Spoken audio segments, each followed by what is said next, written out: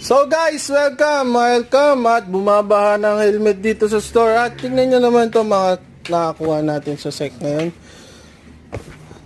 Meron tayong dalawang available color ng bago nilang Sequin Storm.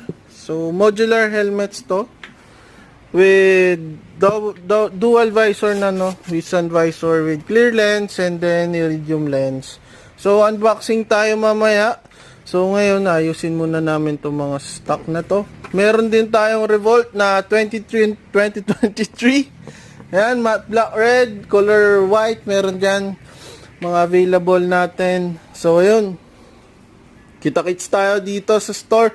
Buy one take one to Bagsak presyo tayo, bagsak presyo. For only 6,100 pesos, kaya mo nang mag-uwi nitong dalawang piraso na to, no? So, dito naman sa